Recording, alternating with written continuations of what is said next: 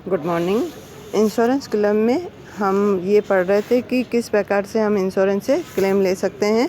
तो उसके 3 मेथड थे। पहला मेथड था how to be store destroyed या stock destroyed and calculation find out claim amount. तो पहला जो था वह हमारा जो स्टॉक पड़ा है, क्लोजिंग स्टॉक, किसी दुर्घटना की वजह से या किसी आगजनी की वजह से या भूकंप या वर्षा की वजह से हमारा स्टॉक नष्ट हो जाता है, तो उसका किस प्रकार से क्लेम किया जाए। तो पहला मेथड हम लोग पढ़ चुके हैं, उसका प्रैक्टिकल भी किया था। आज हम दूसरे मेथड में आए हैं।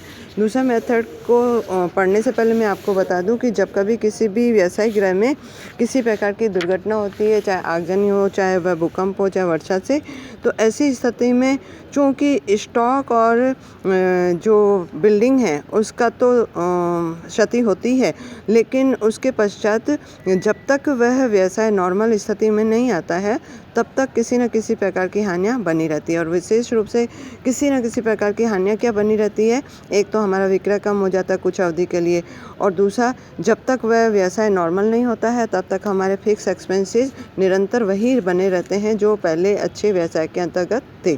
तो ऐसी स्थिति में हम जो सेकंड मेथड पढ़ेंगे उस मेथड का जो नाम है वह आपका है, सेकंड मेथड का नाम परिणामी हानि का क्लेम। परिणामी हानि का क्लेम का मतलब है कि इसको इंग्लिश में भी कहते हैं कंसिक्वेंशियल लॉस इंश्योरेंस। अर्थात जिस दिन किसी भी व्यवसाय के अंतर्गत किसी प्रकार की दुर्घटना घटित हो जाती है, चाहे वह अग्नि से हो चाहे अन्य किसी कारण से, तो ऐसी स्थिति में जब तक व्यवसाय सामान्य स्थिति पर नहीं आता है तो हमारे विक्रय में कमी आती है। अर्थात विक्रय में कमी आएगी तो निश्चित रूप से हमारे लाभों में कमी आएगी। इसी प्रकार जो स्थायी व्यय होते हैं वह भी बहुत हो जाते हैं। अर्थात क्योंकि स्थायी व्यय ऐसे होते हैं, चाहे व्यवसाय हो चाहे नहीं हो, चाहे विक्रय कम हो चाहे ज़्यादा हो, हमें स्थायी व्यय का पेमेंट करना पड़ता है। जैसे कर्मचारी सैलरी ऑफ एम्प्लॉय, इसी प्रकार से रेंट ऑफ प्रीमिजेज, इसी प्रकार से इंटरेस्ट ऑन कैपिटल या interest on loan, insurance premium, ये फिक्स कॉस्ट कहलाती हैं। ये निश्चित रूप से व्यवसाय चले चाहे नहीं चले, ये निश्चित रूप से होते हैं। तो ऐसी स्थिति में जब कभी दुर्घटना हो जाती है तो हमारे स्थिर व्ययों का भी बीमा होना आवश्यक है और उसके बदले में हमें क्लेम मिलना चाहिए। इसी प्रकार से जितनी समय के अंतर्गत हमारी दुर्घटना से लेकर सामान्य समय नहीं आया या सामान्य व्यवसाय नहीं हुआ, तब तक की अवधि में जो शॉर्ट ऑफ सेल हुआ है उस पर जो लाभ की कमी हुई है उसका भी बीमा होना चाहिए। तो इस प्रकार की जो विधि अपनाई गई है उसे हम परिणामी हानि कहते हैं। परिणामी हानि का बीमे के दावे की राशि निकालते हैं। परिणामी हानि का अर्थ आप समझ गए होंगे, स्थिर व्ययों की पूर्ति करवाना और जो शॉर्ट ऑफ सेल हुई है 4 महीनों में या 2 महीनों में या 3 महीनों में, तो उसके संबंध में हमें बीमा प्राप्त करना।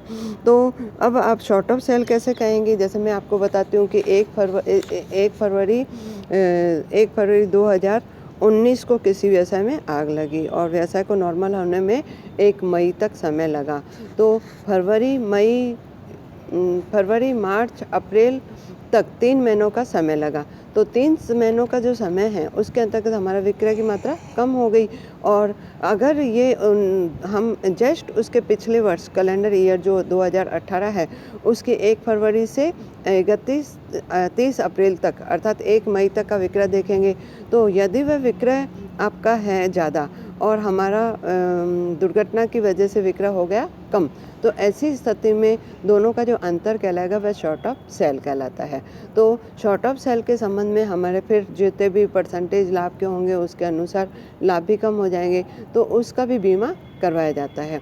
तो इस चीज़ को हम कहते हैं परिणामी हानि। अर्थात दुर्घटना की वजह से हमें किसी प्रकार के परिणाम भुगतने पड़ रहे हैं, तो उन परिणामों के भुगतने का जो उपचार है उसका बीमा करवाया जाना है। तो इसके अंतर्गत हम परिणामी हानि का बीमा के दावे के बारे में पढ़ेंगे। तो ये तो आप लोगों को समझ में आ गया होगा। लेकिन जो परिणामी हानि से होने वाली हानि का धागा प्राप्त करने के लिए हमें जो क्वेश्चन सॉल्व करना पड़ेगा वह 4 स्टेप में करना पड़ेगा। सबसे पहले हमें समय निर्धारित करना पड़ेगा कि what is the time of the indemnity. Indemnity का मतलब होता है कि क्षतिपूर्ति अवधि कितनी होगी, अर्थात 1 फरवरी से लेकर के 1 मई, तो फरवरी, मार्च, अप्रैल 3 महीनों की क्षतिपूर्ति की अवधि कहलाएगी। इसी प्रकार से ये 4 महीने की भी हो सकती है, 5 महीने की भी हो सकती है, 6 महीने की भी हो सकती है। ये आपको क्वेश्चन बताएगा और क्वेश्चन में दोनों तारीखें दी हुई होगी। फिर सेकंड पॉइंट आपको मैंने नोट्स में लिखा है calculation of short of sale और शॉर्ट ऑफ टर्नओवर। अर्थात मैंने अभी बताया था कि जैसे हमारा 1 फरवरी 2019 को आग लगी है और 1 मई तक हमारा व्यवसाय नॉर्मल हो पाया, तो हमारे इन 3 महीनों के अंतर्गत हमारा विक्रय केवल 20,000 हुआ। और हम कंपैरिजन करेंगे कि जिस कैलेंडर ईयर में आग लगी है उससे तुरंत पूर्व के कैलेंडर ईयर में उस महीनों की सेल क्या थी। तो तुरंत पूर्व का कैलेंडर ईयर 2018 होगा, तो हम 2018 फरवरी से लेके 30 अप्रैल 2018 तक का विक्रय देखेंगे। तो वह उस विक्रय में से हम हमारे इस वर्ष का या दुर्घटना वाले वर्ष का विक्रय घटा देंगे, तो दोनों का जो अंतर आएगा उसको शॉर्ट ऑफ सेल कहेंगे। अच्छा, इसमें एक बात और ध्यान रखना कि यदि इस दुर्घटना वाले वर्ष में सेल्स के ट्रेंड की बढ़ने की प्रवृत्ति है, तो ऐसी स्थिति में जो पिछले वर्ष का 3 महीने का विक्रय ले रहे थे उसमें 10% या 20% इंक्रीज रेट ऐड कर देंगे। उसके बाद में इस दुर्घटना वाले समय की विक्रय को घटाएंगे। तो ये बात भी आप ध्यान रखना, प्रैक्टिकली भी मैं करवाऊंगी। तो इसको अपन कहते हैं शॉर्ट ऑफ सेल। फिर आपको दे रहा है calculation of loss of profit on short of sale. अब आप लोगों को मैं बता रही हूँ कि 1 फरवरी 2018 से 1 मई 2018 तक हमारा विक्रय 1 लाख रुपए था, और अभी जो दुर्घटना वाला वर्ष है उसमें 1 फरवरी से 30 अप्रैल तक हमारा जो विक्रय था वह केवल 20,000 ही है। तो ऐसी स्थिति में शॉर्ट ऑफ सेल तो हमारा 80,000 निकल गया, उस पर हमको कितना लॉस हुआ ग्रॉस प्रॉफिट का। तो ग्रॉस प्रॉफिट का लॉस निकालने के लिए आपको क्या करना पड़ेगा कि जितना भी आपके जितने भी आपके यहाँ ग्रॉस प्रॉफिट का रेट आपको फाइंड आउट करना पड़ेगा। नीचे स्टार बना के मैंने लिखा भी है कि आप जो पूरा P&L या बैलेंस शीट दी हुई है उसमें आपको नेट प्रॉफिट दिया हुआ होगा या P&L में नेट प्रॉफिट होगा, और कंपनी ने जितने भी आपके फिक्स जो एक्सपेंसेस थे उनमें से जितने भी आपका इंश्योर्ड करवाया है, पूरे के पूरे खर्चों को न लेकर के जितने इंश्योर्ड, अगर पूरे के पूरे इंश्योर्ड है तो पूरे के पूरे लिखेंगे, और पूरे के पूरे इंश्योर्ड नहीं है तो हम अनुपातिक लिखेंगे। तो आप नीचे भी देखेंगी मैंने लिखा है calculation of gross profit and gross profit rate. तो नेट प्रॉफिट में आप इंश्योर्ड चार्जेज लिख लीजिए, इंश्योर्ड फिक्स्ड एक्सपेंसेस लिख लीजिए। इसके बाद में आपको रेट निकालनी है। जो भी आपका फर्स्ट स्टेप से आंसर आया है gross profit upon preceding year sales, पिछले वर्ष की क्या आपकी विक्रय थी, इनटू 100 कर देंगे तो आपकी रेट ऑफ ग्रॉस प्रॉफिट आ जाएगा। कभी कभी आपको इस प्रकार से P&L अकाउंट नहीं दिया हुआ होता है और हमें ये दिया हुआ होता है कि 4 वर्षों के सेल्स और 4 वर्षों के नेट प्रॉफिट या 4 वर्षों की केवल परसेंटेज ऑफ प्रॉफिट। तो ऐसी स्थिति में अगर सेल्स एंड प्रॉफिट दिया हुआ है तो चारों वर्षों का हमें परसेंटेज निकालना पड़ेगा, what is the rate of the every year of gross profit, और उनका एवरेज बनाना पड़ेगा।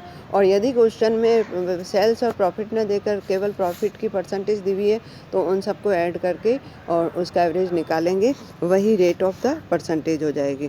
तो आपको जो तीसरा बिंदु मेन है उसमें calculation of loss of profit on sales, short of sales, तो सेकंड पॉइंट में शॉर्ट ऑफ सेल्स निकला, उस इनटू कर देना है रेट ऑफ ग्रॉस प्रॉफिट, तो आपका लॉस ऑफ प्रॉफिट आ जाएगा। चौथा पॉइंट आपको दे रहा है application of average clause for the computation of amount of claim. है ना, क्लेम लेने के लिए आपको क्या करना है, क्लेम लेने के लिए आपको एक फॉर्मूला अप्लाई करना है, insured amount upon insurable amount into loss of profit on short of sale. तो अब आपको इसके लिए क्या करना है, इसमें भी स्टार बना के मैंने हेड पहला जो स्टार बनाया है उसमें कैलकुलेशन ऑफ इंश्योरेबल अमाउंट निकालना पड़ेगा। इंश्योरेबल अमाउंट निकालने के लिए आपको क्या करना पड़ेगा, फर्स्ट स्टेप में आपको ये कह रहा है कि एडजस्टेड एनुअल सेल्स निकालनी पड़ेगी। ये एडजस्टेड एनुअल सेल्स क्या है कि आपको ये दे रहा है कि expected sales in 12 month preceding the date of fire. आप ये देखिए कि 1 फरवरी को यदि हमारी आग लगी है 2019, तो हम जस्ट पीछे के 12 महीनों की सेल्स लेंगे। जस्ट पीछे के 12 महीनों की सेल्स का मतलब है 1 फरवरी 2018 से लेकर के 1 फरवरी